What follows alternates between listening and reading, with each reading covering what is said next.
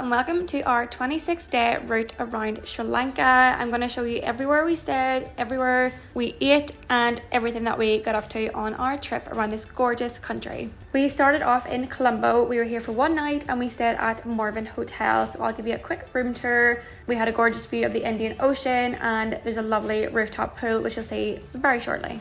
Hypnotized. What's up is down, what's left is right. Chasing stars and holding you. I can't see the end, but we'll see it through.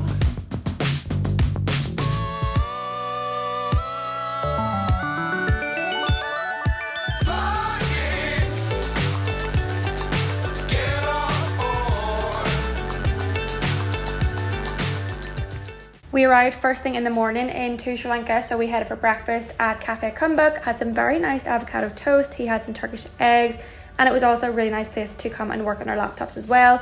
For our first traditional Sri Lankan dinner, we headed to Palace, which was beautiful, really loved the food here. And then the next morning we went for another brunch at Seed Cafe, which was very Bali inspired, before getting a taxi and heading to our second location of Negombo. Our time in Negombo was mainly spent relaxing, but there are quite a few things to do here, including the fishing village, the Dutch canal, the fish market, and Negombo beach has incredible sunsets.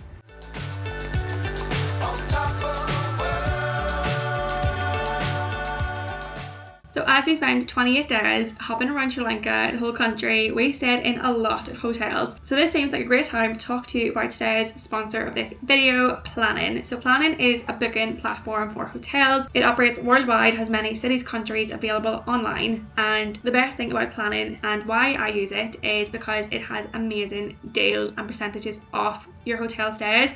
And as a budget backpacker, every penny counts. So you can find up to 40% off hotels all around the world, and it makes traveling around Asia that much better for those on a budget, or if you're looking for a really nice place to stay at a cheaper rate. So sticking to the theme of Sri Lanka, I'll take a look on the platform and I'll show you how it works. But to access these deals, you need to have an account on Planning. It's completely free to sign up. And you can also see your favourite travel creators on there and see the recommendations and their reviews of hotels around the world, which makes this even better. And you can see my reviews, you can follow my account and see the hotels that I've stayed in and that I recommend on there. I'll show you how it works and I'll put it on the screen as well so you can follow along what I'm doing. But if we put in Sri Lanka and see what deals we can find. Okay, so in Colombo in Sri Lanka, I've got Cinnamon Red, 8.5 out of 10, really good reviews, free cancellation, and it's $69 per night, 15% off. And it looks beautiful as well. You got skyline views, swimming pool, very tall building, so it looks like a really nice hotel. And you've also got the Kingsbury, also in Colombo, 5-star hotel, free cancellation, 15% off, so $116 per night. So a bit more expensive, but you are getting a 5-star hotel. And then a more budget-friendly option, Renuka City Hotel in Colombo, $58 per night and 15% off. So you do really have hotels that suit every budget, so this would suit me on a more budget-friendly journey around Sri Lanka. And Planning is definitely a good website to check for really good hotel deals and to save money as you travel. So I would highly recommend signing up for Planning, making an account, following your favourite travel creators, myself included, and seeing what hotels they recommend, what cities they recommend. Quick thank you to Planning for sponsoring this segment of the video, and back to my Sri Lanka route and where I get up to next. In Negombo, we stayed at Sujiwani Villa, which we absolutely adored. We had our whole villa to ourselves, private kitchen, lounge area, huge bedroom, huge bathroom. I'll give you a little tour, but it was perfect for us because we were here to work on our laptops, just relax, use the swimming pool and just chill out for 4 days. So it was absolutely perfect, and we actually came back here at the end of our trip, which you'll see later on, but the perfect place to stay in Negombo. We just loved it.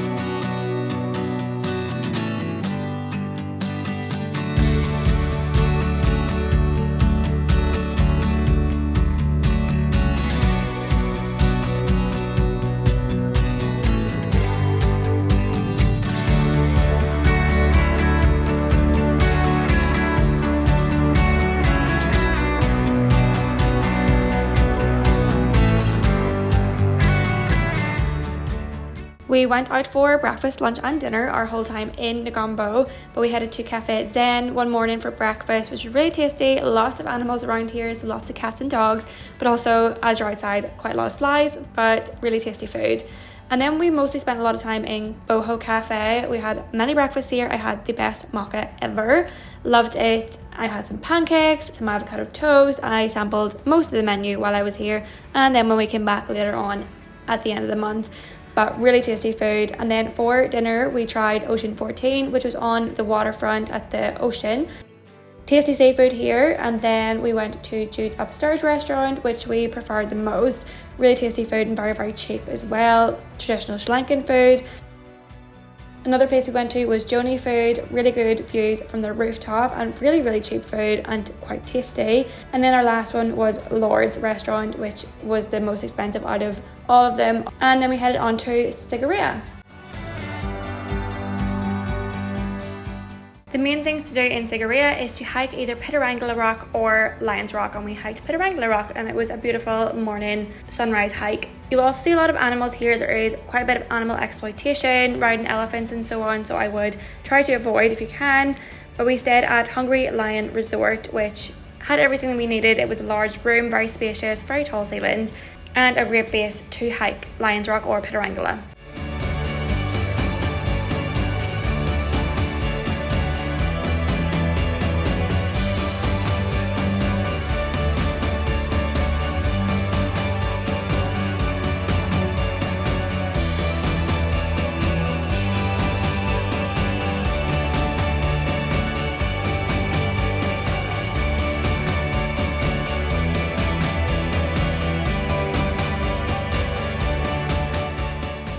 For food in Sigiriya, we had breakfast at our Hungry Lion Resort, which was an absolute spread, really, really tasty. And then for our evening meals, we went to Pradeep restaurant for traditional Sri Lankan food, really great. And then next door was Wujasiri family restaurant, also great Sri Lankan food.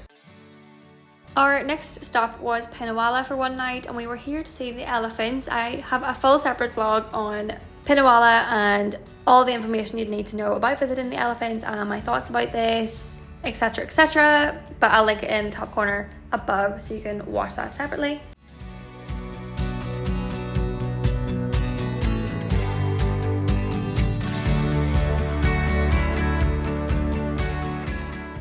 We were staying at the Peacock Village, which is right next to the Grand Royal Pinnawala Elephant Hotel, so this was on the more budget-friendly side. We were staying in a container basically, but it was only for one night, so it did the job, and it was very cheap for a very nice stay.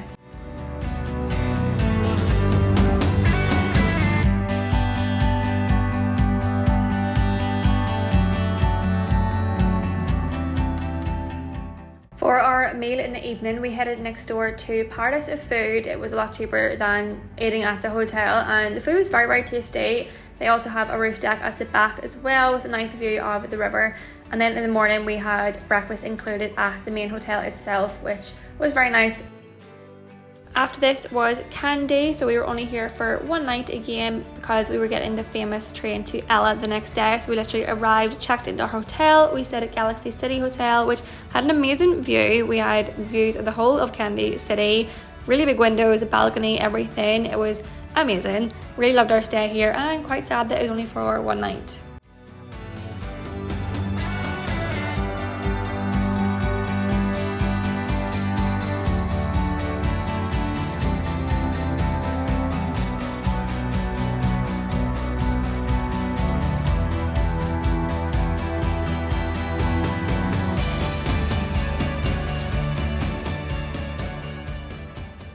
We played it very safe with food. We headed to Nawara for some very western food because we had an 8 to 9 hour train the next day. And then we were in Yala. So the main thing to do here is to take the very famous train, like I said, of these gorgeous views. So it is voted to be one of the most beautiful train journeys in the world, and rightly so. It had gorgeous mountainside views the whole entire way. I would highly recommend it. And then once you get to Yala, they have the 9 Arch Bridge here, which is a very famous attraction to come and see. Accommodation wise, we had 2 places on our radar, and we were only here for 2 nights. We stayed at one night at each. The first one was Yala Riverfront. I probably love this one the most. It had amazing floor to ceiling windows, from the bed, so you had the whole view of Yala and the mountains, and it was just beautiful with the waterfall as well. I would very highly recommend this spot. We had some monkeys in the balcony the next morning as well, which is always a highlight.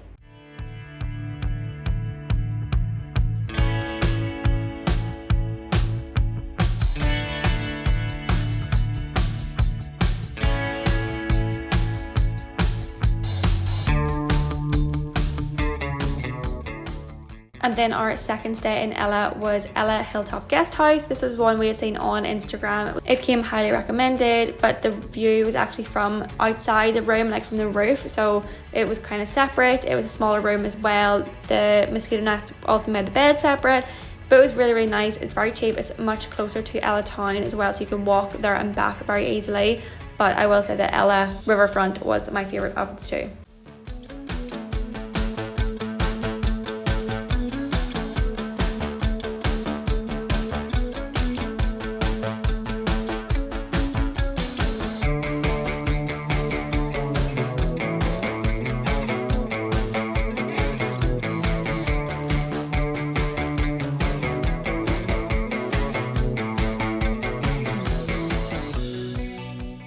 Food wise, we first ate at the Clay Pot, which is in a tree house, so very quirky element. You can see trains going by as well, but the food here was delicious. We had breakfast in Cafe Chill, where we spent a few hours on our laptops as well, which was quite tasty. And then we queued for a very long time to get into Medi Hut for some Sri Lankan curry, which was really tasty. And then for our last breakfast, we went to Kirikati for some waffles. Then our next stop was Yala. We were here to do the safari, which honestly was one of the best experiences in Sri Lanka. We saw so many animals, leopards, elephants, crocodiles, you name it. But I have a separate vlog on this one as well. Make sure to check that one out. But great time in Yala. We stayed at Gagabee's resort, and the staff here sorted out our safari experience. The whole tour from pickup to drop off, everything was sorted out through them, so I definitely highly recommend it. Plus the hut we were staying in was so cool. Really large space, had a balcony outside, sitting area, really cool bathroom as well. Loved our stay here, and we didn't actually leave the resort other than to go to the safari as well. Like I said, we didn't leave the resort, so we had some lunch when we arrived at the resort itself, and then for dinner we also ate here before going to bed for an early night because we were up very early to go to the safari.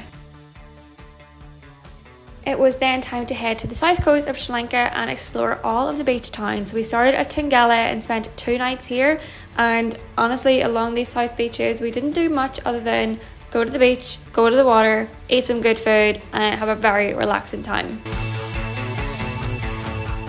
So our first stay in Tangalle was in Goyambaka Guest House. You wouldn't have much space here. It was very small. This is taken on 0.5 camera, but it was a budget friendly stay for us. We are on a very tight budget and it did the job for us for 2 nights. It was a comfortable stay, had a big bathroom as well, and we had breakfast included. Plus it was like a 2-minute walk to the beach, literally across the street from the hotel. Couldn't have been handier. Food wise, like I said, we had breakfast at the guest house itself, and then for our first evening meal we headed across the road to JSC Stores and Restaurant for some Sri Lankan curry. We had a very lovely brunch down at Salt Breeze, some avocado on toast, some poached eggs with a gorgeous view of the beach. I was very happy just to sit and read my Kindle here. It was bliss.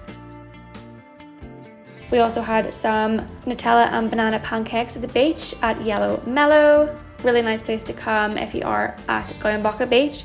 And then we also had one of our best meals in Sri Lanka in Tangalle at Tangalle Rice and Curry Restaurant. So we were able to watch them prepare the different curries, and it's a buffet style meal. So they cooked so many different dishes. You can go up and help yourself to as many as you like, as many times as you like.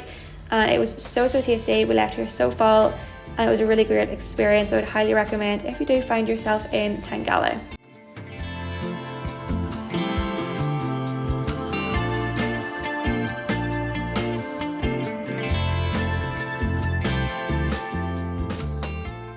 Next we headed to Dickwella. So this was a 1-night stay at Dickwella Resort and Spa, probably one of our most expensive stays during our whole time in Sri Lanka, but we wanted to treat ourselves after quite a while of travelling, and we didn't leave the resort once. We had a very large room. I'll do a little room tour. You can see really gorgeous view right onto the beach outside.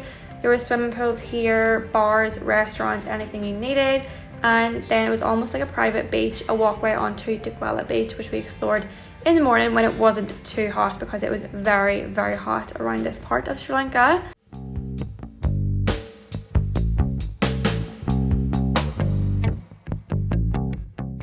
And again, like I said, we didn't leave, so we had some pizza for lunch when we arrived and relaxed all day by the pool, and then in the evening then we ate in the restaurant itself before checking out the next day and heading to Weligama. We stayed 2 nights in Weligama at Tangalle Resort. It was very basic stay, very budget friendly, but it did the job for us because we used Weligama as more of a base. We didn't really explore it that much to go to Mirissa and Ahangama as day trips.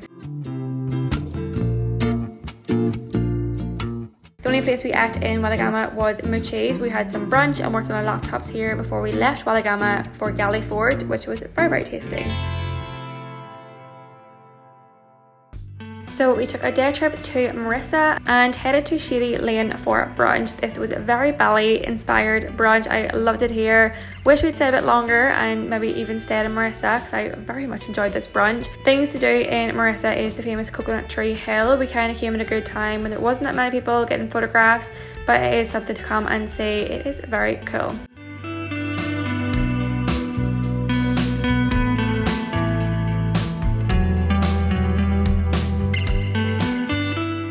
And then we took another day trip from Weligama to Ahangama, and we got there via the train. It was like 20 minutes away, very cheap as well. But this is said to be the new Bali, with its brunch spots, its surf, co-working spaces, motorbikes, you name it. It was very Bali, and this gorgeous cafe cactus right on the ocean reminded us of Bali so much, especially Canggu. We had some pizza in the evening as well, right on the ocean front, another gorgeous spot, but we mainly spent the day just co-working in Focus Hub. A lot of co-working spots, plugs in every table. We just spent the day working here before having some dinner and then heading back to Weligama for our final night.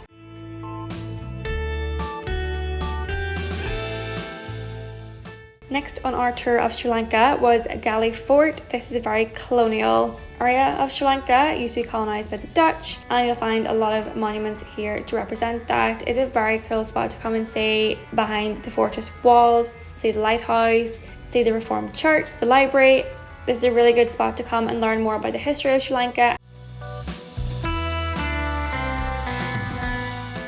We stayed at Fort Tari Inn, so himself will give you a little room tour this time, not me. And it was a really nice place for our stay. They also had a communal kitchen lounge area if you wanted to cook your own food, so it did have that hostel feel to it. But we had a private room, and the little streets around it reminded me a lot of Marrakesh, so I was a big fan of Galle Fort and really enjoyed our stay here as well.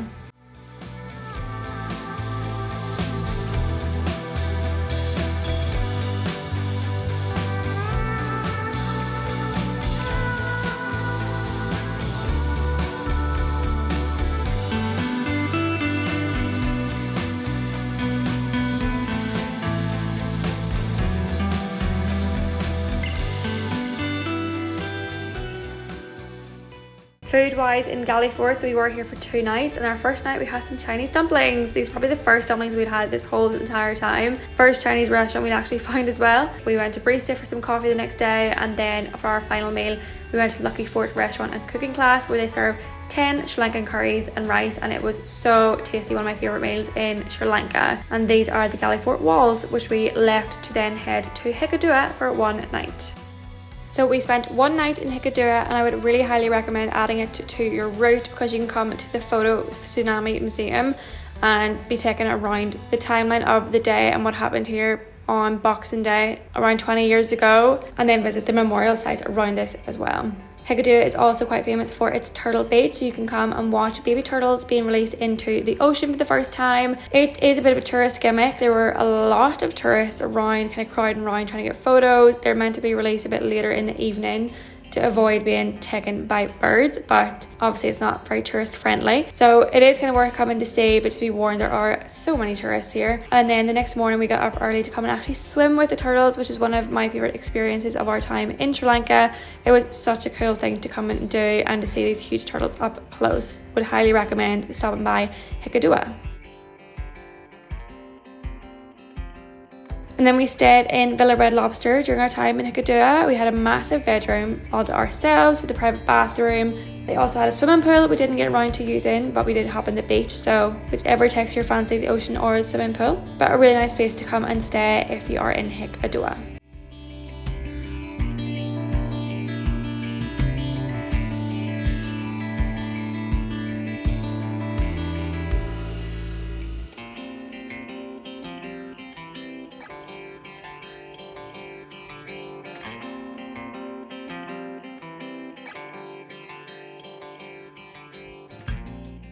And then for food in Hikkaduwa, we came to Sunnyside Up when we first arrived for some breakfast. This is actually a sister cafe of SRI Lane, which you will have seen in Mirissa. And then for dinner, we headed to Hello Burger for some Western food, and it was delicious. Would highly recommend. And then before we left, we headed back to Sunnyside Cafe because it was one of the only places that was open due to the Sri Lankan New Year, but still tasty.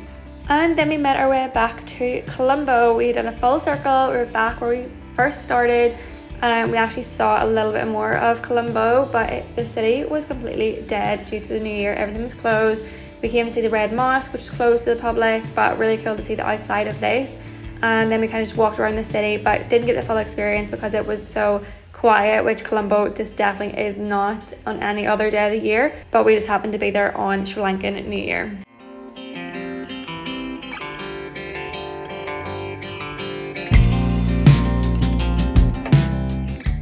This time in Colombo, we were staying at the Trillium Boutique Hotel. I did prefer this one to our previous hotel, Morven, in Colombo. It just felt a bit more upmarket, bougier, had a lovely carpet, really nice bed, and I was so glad to spend the entire day and evening here. Such a nice pool, and it has a rooftop pool at the top as well with gorgeous views of the city of Colombo.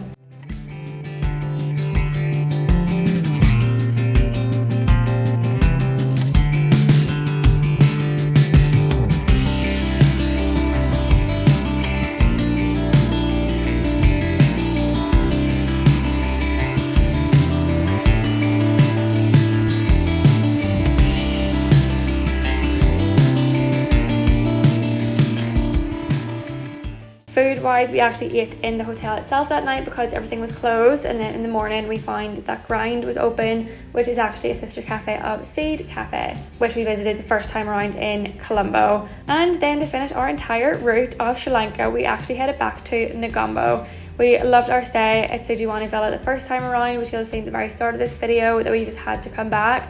And basically we ate in the same places the whole entire time. We went to Jude's upstairs restaurant every night for dinner, and we went to Boho Cafe every day for lunch/brunch, and loved it. So thanks so much for watching this 26-day route around Sri Lanka. Don't forget there are individual vlogs for each and every place that I mentioned here on my channel, so check those out, and make sure to keep up with my backpacking vlogs and tour of Asia by subscribing to my channel, and I'll see you in the next video.